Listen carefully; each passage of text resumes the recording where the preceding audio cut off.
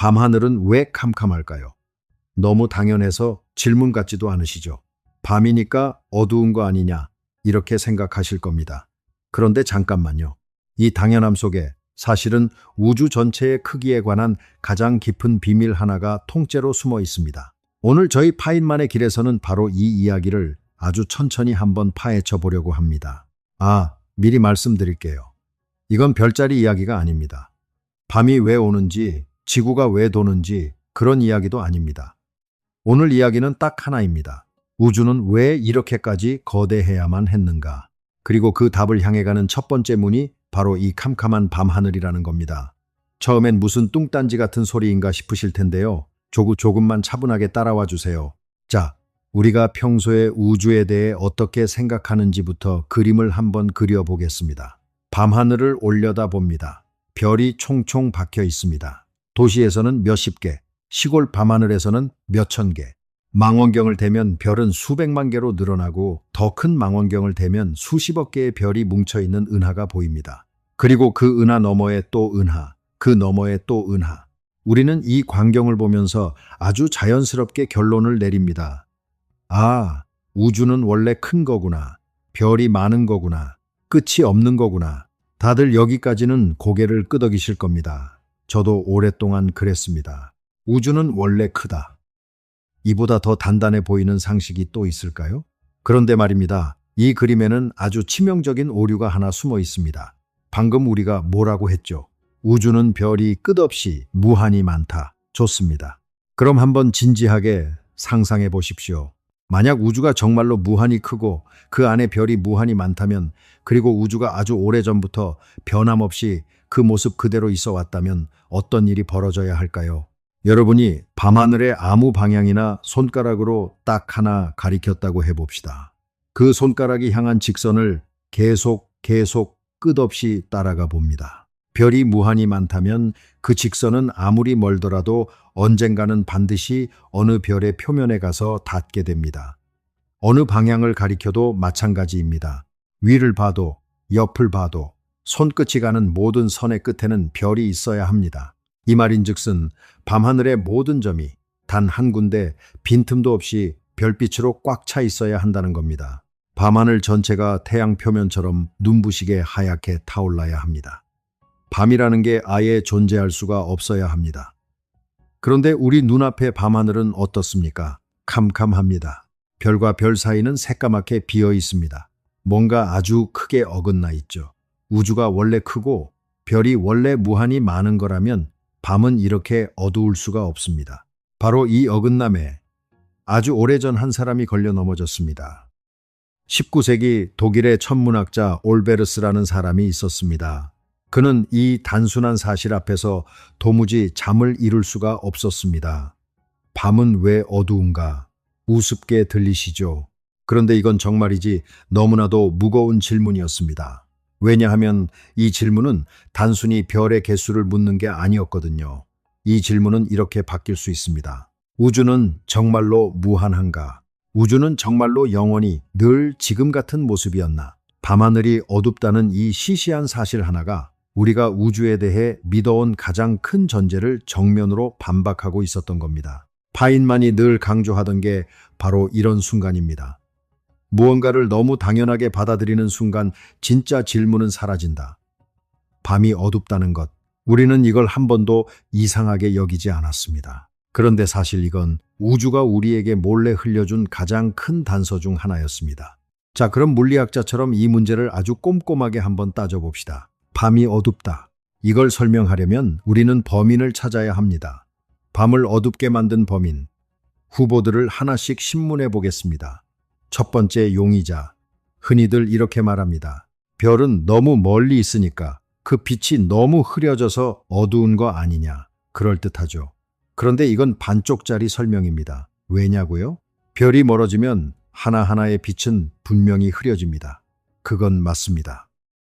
하지만 동시에 멀어질수록 그 거리에 들어가는 별의 숫자는 어마어마하게 늘어납니다. 가까운 껍질에는 별이 몇 개 없지만 2배 먼 껍질에는 4배 넓은 하늘에 4배 많은 별이 들어갑니다. 흐려지는 만큼 별의 개수가 정확히 그만큼 늘어나서 두 효과가 서로 딱 상쇄됩니다. 그래서 우주가 무한하다면 아무리 먼 껍질도 가까운 껍질과 똑같은 양의 빛을 보냅니다. 거리만으로는 밤을 어둡게 만들 수 없습니다. 첫 번째 용의자, 알리바이 성립, 풀어줍니다. 두 번째 용의자, 그럼 중간에 먼지 구름이 빛을 가리는 거 아니냐? 우주에는 성간 먼지가 있으니까요. 이것도 처음엔 그럴듯했습니다.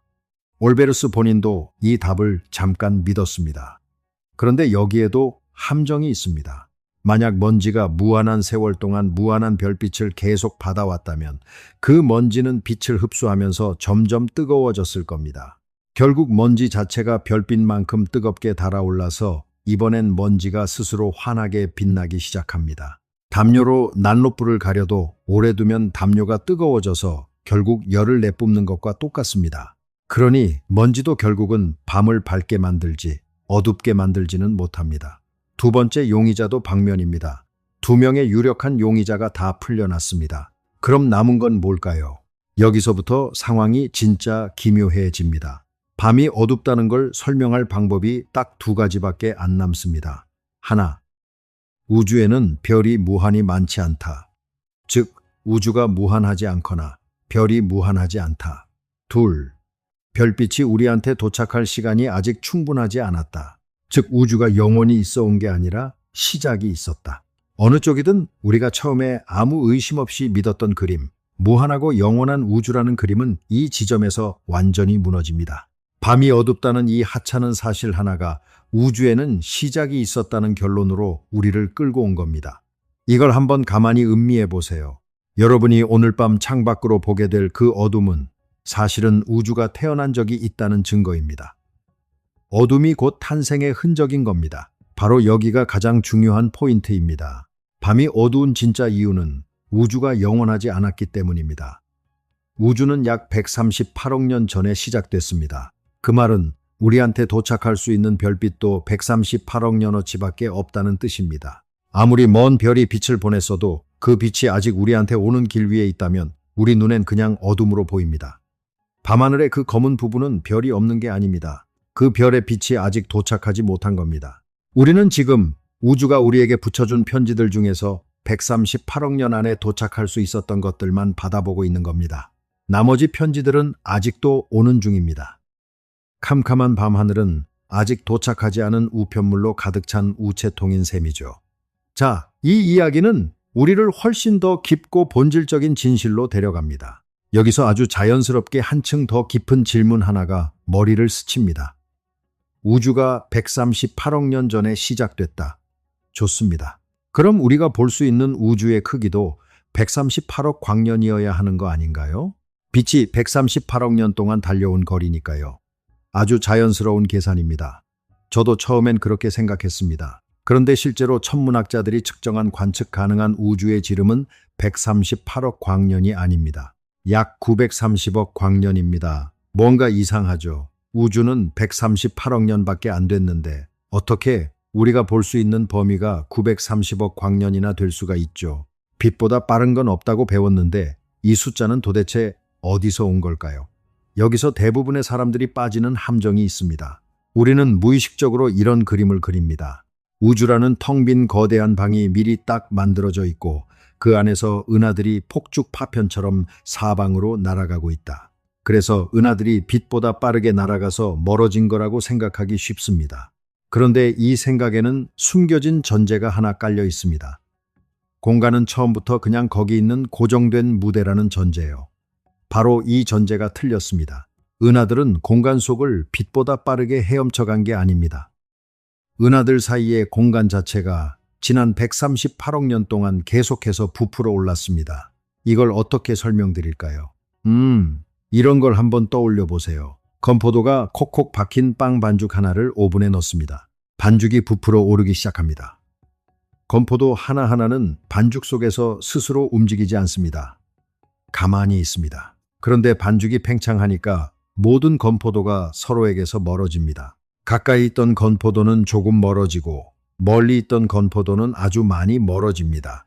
왜냐하면 그 둘 사이에 낀 반죽의 양이 더 많아서 부푸는 양도 더 크거든요. 우주가 바로 이 반죽입니다. 은하들은 건포도입니다.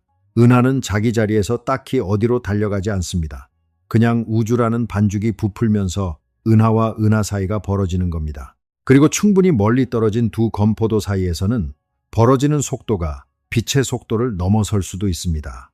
이건 빛보다 빠른 물체가 있다는 규칙 위반이 아닙니다. 공간 자체가 늘어나는 데에는 속도 제한이 없거든요. 무언가가 공간 속을 달리는 것과 공간 그 자체가 늘어나는 것은 완전히 다른 이야기입니다. 이 반죽 이야기를 붙잡고 계셔야 합니다. 오늘 우리 이야기의 중심실이니까요.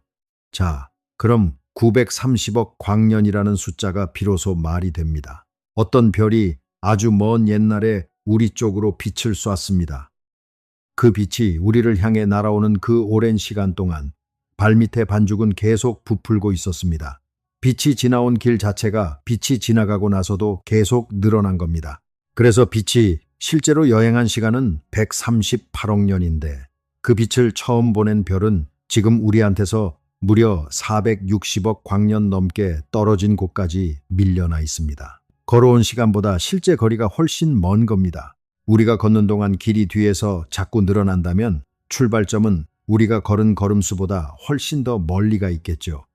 관측 가능한 우주가 930억 광년인 건 그래서입니다.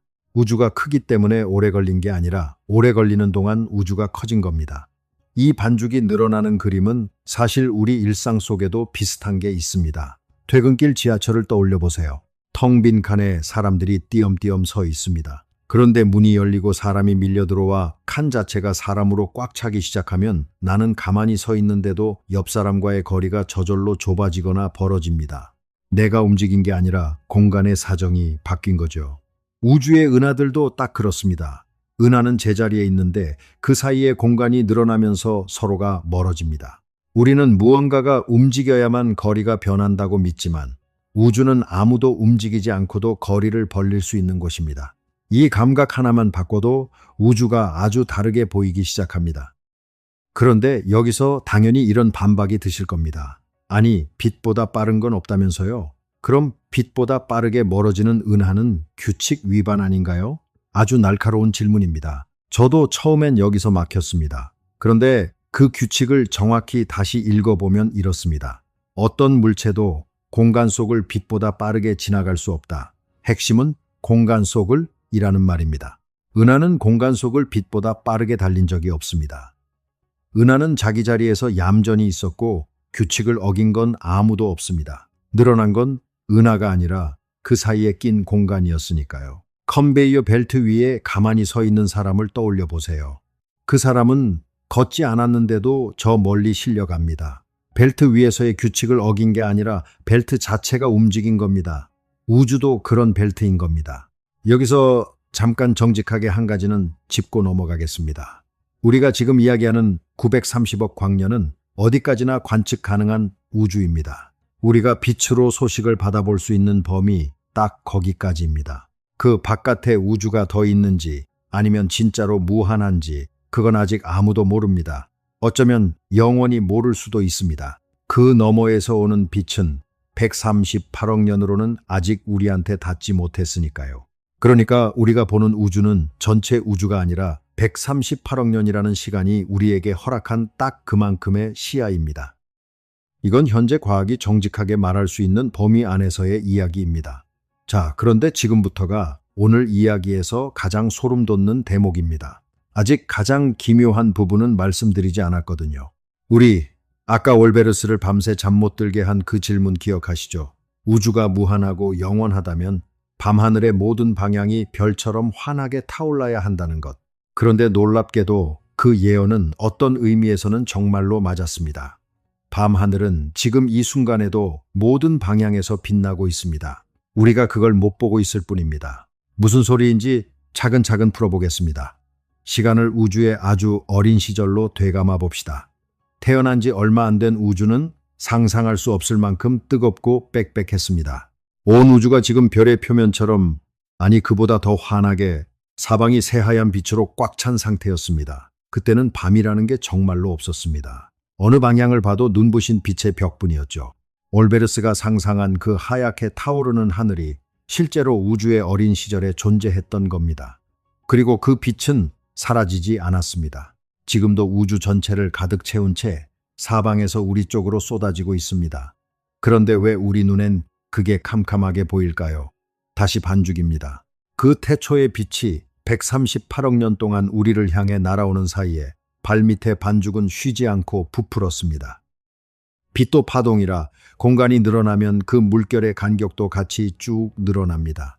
팽팽하던 파도가 점점 느슨하게 펴지는 것처럼요. 그렇게 그 눈부신 흰 빛은 늘어나고 늘어나서 우리가 눈으로 볼 수 있는 빛의 영역을 넘어 마침내 눈에 보이지 않는 마이크로파가 되어버렸습니다. 뜨겁던 빛의 벽이 늘어지다 못해 차갑게 식어버린 겁니다. 그래서 우리 눈에는 그저 어둠으로 보입니다.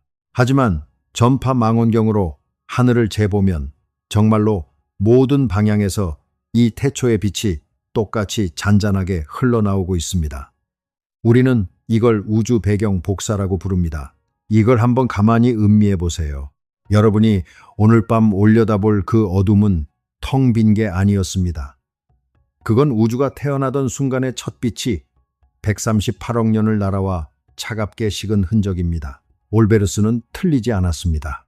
하늘은 정말로 사방에서 빛나고 있습니다. 다만 그 빛이 우주와 함께 너무 오래, 너무 멀리 늘어나서 우리 눈이 더는 그 색을 알아보지 못하게 됐을 뿐입니다. 캄캄해 보이는 밤은 사실 우주에서 가장 오래된 빛으로 가득 차 있었던 겁니다. 그리고 바로 이 대목에서 오늘의 진짜 질문이 완전히 새로운 얼굴로 돌아옵니다. 자, 다시 처음 질문으로 돌아가 볼까요? 우주는 왜 이렇게 커야 했을까요? 그런데 우리는 방금 아주 결정적인 걸 하나 배웠습니다. 우주의 크기는 우주의 나이와 떼어놓을 수 없다는 것. 반죽이 오래 부풀수록 커지니까요. 그렇다면 질문을 이렇게 바꿔야 정확합니다. 우주는 왜 이렇게 오래되어야 했을까요? 왜 138억 년이나 필요했을까요? 그냥 한 100만 년쯤 부풀다 멈춘 아담하고 오붓한 우주였으면 안 됐던 걸까요? 여기서 당연히 이런 의문이 드시겠죠. 크기가 무슨 이유가 있어서 정해지나 그냥 어쩌다 이렇게 큰 거 아니냐? 좋은 반박입니다. 그래서 자연이 크기를 어떻게 정하는지 그걸 먼저 봐야 합니다. 가만히 보면 자연은 아무 이유 없이 크기를 정하는 법이 거의 없습니다. 왜 사람 키는 대개 100몇십 센티미터 언저리일까요? 왜 코끼리는 생쥐만큼 작지 않고 반대로 나무는 10km 높이까지 자라지 못할까요? 여기엔 다 이유가 있습니다. 뼈가 버틸 수 있는 무게, 피를 끝까지 밀어 올리는 힘, 중력과 물질의 강도. 크기에는 언제나 물리적인 이유가 붙어 있습니다. 자연은 필요 이상으로 크게 만드는 걸 좋아하지 않습니다. 필요한 만큼만 만듭니다. 그런데 우주만은 어쩐지 예외처럼 보였습니다. 별이 있는 곳보다 텅 빈 곳이 압도적으로 넓고 은하 사이는 상상하기 힘들 만큼 매갑니다. 마치 쓸 계획도 없는 공간을 잔뜩 만들어 놓고 방치한 것처럼요. 얼마나 많단지 감이 잘 안 오시죠? 이렇게 한번 바꿔 말해 보겠습니다. 우리 은하의 지름은 약 10만 광년입니다. 그런데 관측 가능한 우주는 약 930억 광년입니다. 우리 은하를 거의 100만 개쯤 옆으로 나란히 이어 붙여야 겨우 그 폭에 닿습니다. 그리고 그 광대한 공간 대부분은 별도 은하도 없는 새까만 빈 곳입니다. 사실 저는 이 대목에서 오래 마음이 불편했습니다. 왜 자연은 우리 같은 존재 하나 앉혀놓으려고 이토록 쓸데없이 넓은 무대를 만들었을까? 이건 아무리 봐도 낭비 아닌가? 그래서 사람들은 오랫동안 이렇게 느꼈습니다. 이 광활함은 낭비다. 이 텅 빔은 무의미하다. 이 거대함 앞에서 인간은 하찮다. 정말 그럴까요? 저는 오늘 이 불편한 감정이 사실은 거꾸로 뒤집힌 오해였다는 걸 여러분과 함께 확인해 보고 싶습니다. 다시 우리의 첫 질문, 밤하늘의 어둠으로 잠깐 돌아가 볼까요? 우리는 그 어둠에서 우주의 시작이 있다는 걸 읽어냈습니다. 시작이 있으니 나이가 있고 나이가 있으니 크기가 있었죠. 그런데 아직 진짜 핵심은 건드리지도 않았습니다. 왜 하필 이만큼의 나이여야 했는가? 이제부터가 핵심입니다. 우주가 왜 이렇게 오래 이렇게 커야 했는지 그 진짜 이유를 하나씩 따라가 보겠습니다. 사실 이 질문은 저를 꽤 오래 붙잡고 놓아주지 않았습니다. 편의점에서 라면 하나를 데우면서도 3분이라는 시간 동안 물이 끓고 면이 익는 그 과정을 멍하니 보다가 문득 우주도 결국 이런 게 아닐까 생각했거든요. 무언가가 만들어지려면 반드시 그만큼의 시간이 필요하다는 것. 서두른다고 되는 게 아니라는 것. 시간을 아주 처음으로 되감아 봅시다. 빅뱅 직후의 우주에는 뭐가 있었을까요? 놀랍게도 거의 아무것도 없었습니다. 정확히는 가장 가벼운 원소 딱 두 가지, 수소와 헬륨이 거의 전부였습니다. 탄소도 없고 산소도 없고 철도 없었습니다. 지금 여러분 손톱을 이루는 탄소, 숨 쉴 때 들이마시는 산소, 피 속을 도는 철분.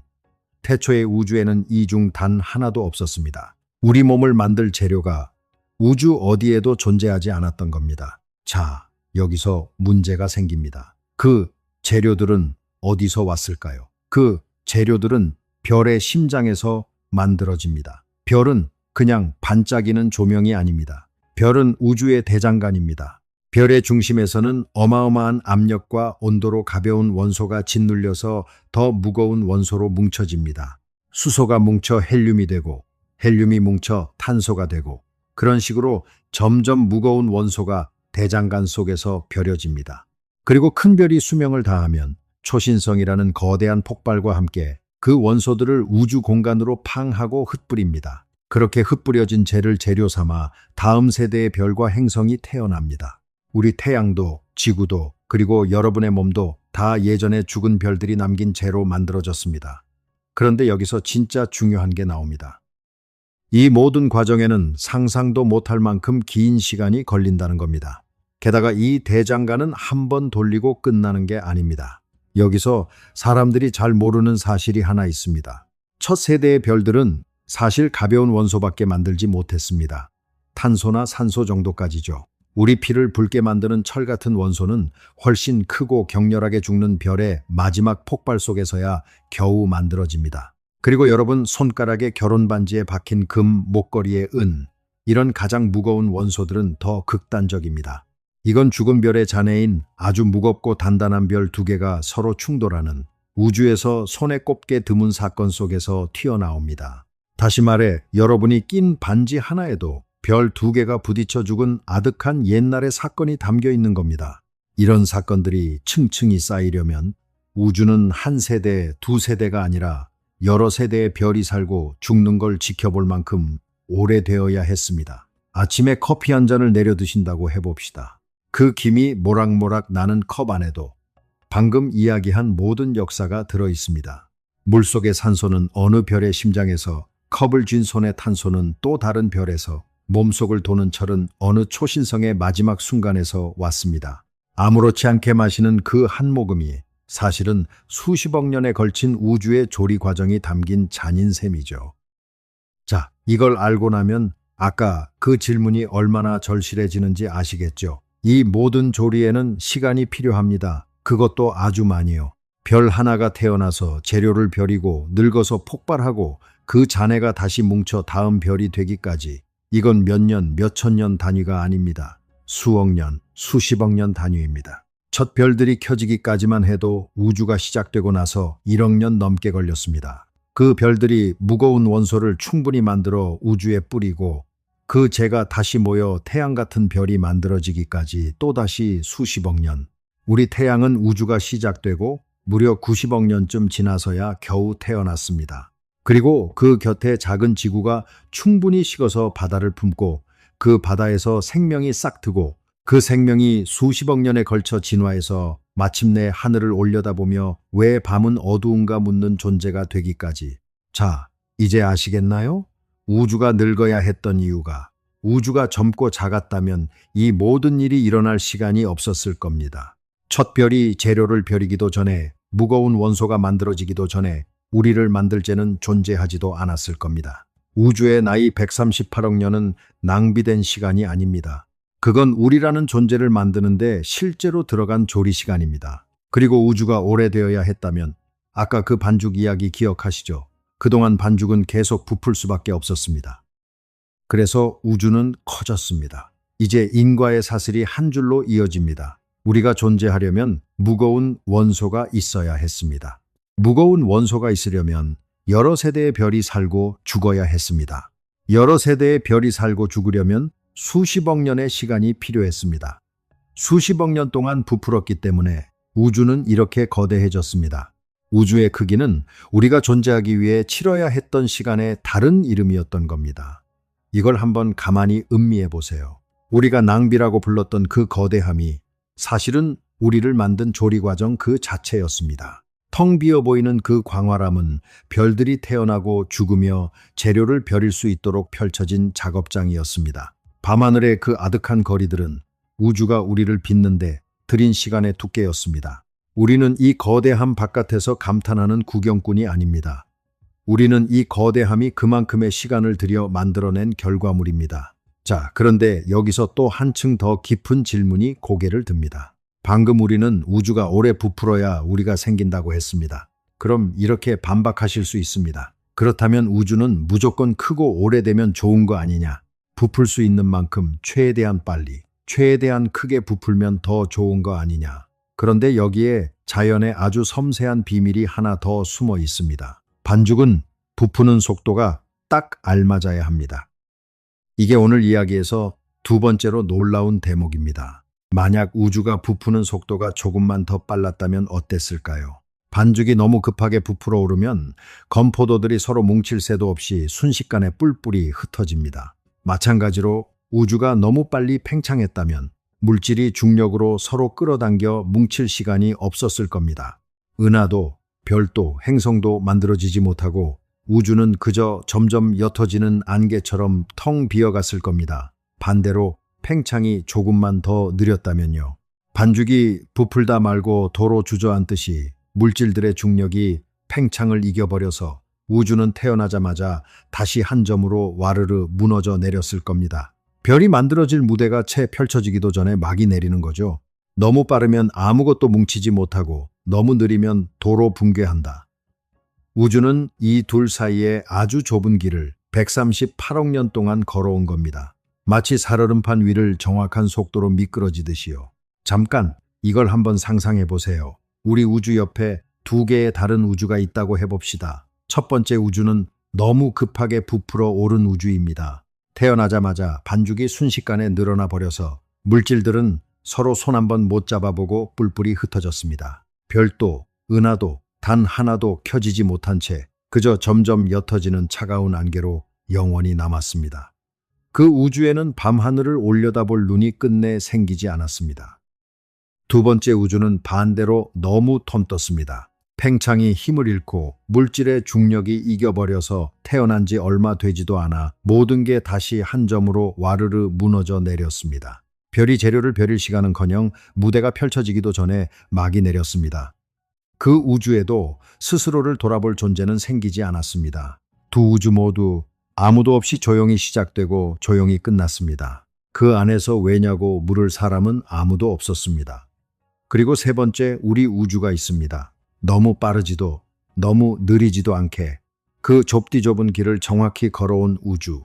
그래서 별이 켜졌고 재료가 벼려졌고 행성이 식었고 바다가 생겼고 마침내 그 안에서 여러분이 태어나 지금 이 이야기를 듣고 있습니다. 우리가 이 절묘함을 논할 수 있다는 사실 자체가 우리가 실패하지 않은 쪽의 우주에 살고 있다는 증거입니다. 실패한 우주에는 그 실패를 안타까워할 누구도 없으니까요. 물론 이 부분은 아직 과학이 완전히 닫아놓은 질문은 아닙니다. 왜 하필 팽창이 이렇게 절묘하게 조절됐는지 그 근본 이유는 여전히 활발하게 연구되는 영역입니다. 우주 초기에 급격한 팽창이 있었다는 이론도 있고 그 흔적을 실제로 관측하려는 노력도 계속되고 있습니다. 저도 그 답을 다 알지는 못합니다. 하지만 우리가 지금 분명히 말할 수 있는 건 이겁니다. 우리가 여기 이렇게 존재해서 밤하늘을 올려다보고 있다는 사실 자체가 우주의 팽창이 그 좁은 길 안에 있었다는 살아있는 증거라는 것. 우리는 그 절묘함의 결과물이면서 동시에 그 절묘함을 알아차린 유일한 목격자입니다. 여기서 마지막으로 한 가지만 더 얹겠습니다. 이것도 처음 들으면 조금 서늘하실 수 있는데 끝까지 들어보세요. 우주의 팽창은 지금 멈춰 있는 게 아니라 오히려 점점 빨라지고 있습니다. 반죽이 갈수록 더 급하게 부푸는 셈이죠. 그 말은 아주 먼 미래에는 지금 우리가 보는 저 먼 은하들의 빛이 점점 더 늘어나다가 결국 우리한테 영영 닿지 못하게 된다는 뜻입니다. 그 은하들은 하나둘 어둠 속으로 미끄러져 사라질 겁니다. 상상하기 어렵지만 아주 먼 훗날 그 시대에 태어난 존재가 밤하늘을 올려다본다면 그들은 우리보다 훨씬 더 텅 빈 하늘을 보게 될 겁니다. 우주가 한때 이렇게 별과 은하로 북적였다는 사실조차 알아낼 단서가 사라지고 없을지도 모릅니다. 다시 말해, 우리는 우주의 역사가 아직 하늘에 또렷하게 적혀 있는 아주 특별한 시기에 살고 있는 겁니다. 밤하늘이 캄캄하면서도 여전히 별로 가득한 이 순간은 영원한 게 아니라 우주가 우리에게 잠깐 열어준 창문 같은 겁니다. 그러니 우리가 지금 이 질문을 던질 수 있다는 것 자체가 얼마나 드문 행운인지요. 이제 이야기가 세상을 바라보는 시점이 아주 중요하게 뒤집히는 순간에 왔습니다. 지금까지 우리는 우주를 이렇게 봐왔습니다. 저 바깥에 거대하고 차갑고 텅 빈 무언가가 있고 그 압도적인 크기 앞에서 나라는 티끌은 하찮고 무의미하다. 우주는 이렇게 큰데 나는 이렇게 작다. 이 구도 안에서 우리는 늘 우주와 나를 갈라놓았습니다.